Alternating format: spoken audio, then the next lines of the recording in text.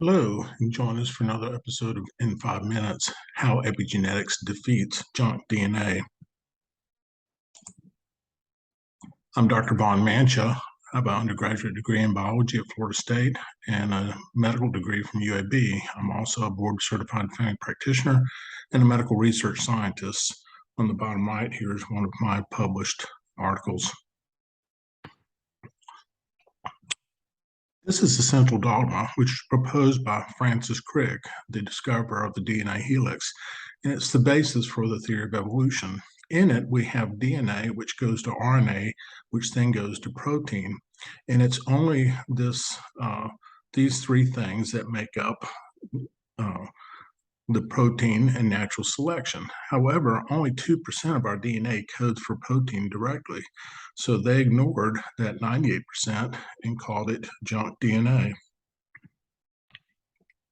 So this is the 2% genes, and then you see the other genes which are supposedly doing nothing. What is it they could be doing? Well, in fact, later on, and we're going to discuss briefly, they have all sorts of switches that can turn on and turn off the 2%.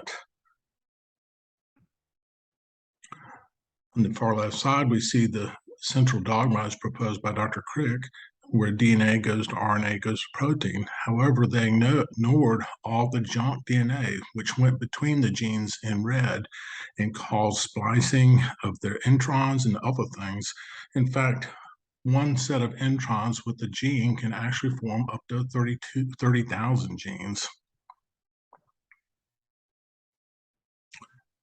Looking over the history of junk DNA, it was first proposed to be called this in 1972 by Dr. Ono, and that was because it fell outside of the central dogma. Then in 2001, the Central Genome Project was done, ignoring the 98% and only focusing on the 2%. They realized they were wrong, and then in 1903, they launched a large research project involving thousands of researchers to discover what it was doing. And then 10 years later, in 2013, the ENCODE project published its results and showed that at least 80% of this DNA, which they were ignoring, was in fact functional. Junk DNA is transcribed into functional non-coding RNA molecules like transfer RNA, microRNA, PeWe RNA, microsomal RNA, and regulatory RNAs.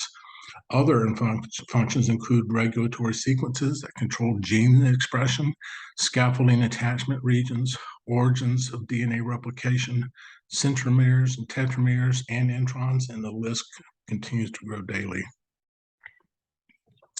On the left, you see a chromosome, and in the middle, the blue dot, that's a centromere. And without centromeres, we can't have cellular duplication. And yet, the junk DNA is controlling all these things. On the top right, you can see how the DNA is packed into the chromosome. And were it not for the junk DNA, it could not pack in the correct fashion.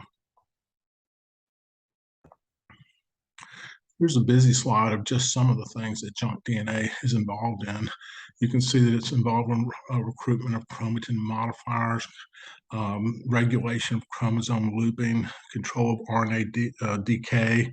It can act like a sponge. It can be involved with translation inhibition, many, many things.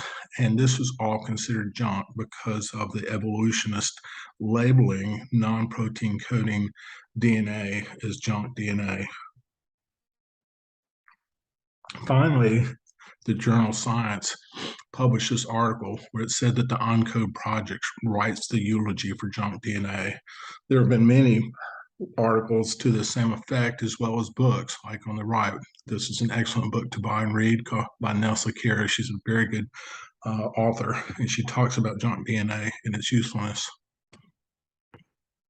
Junk DNA was considered the design argument's greatest argument against God, said Richard Dawkins.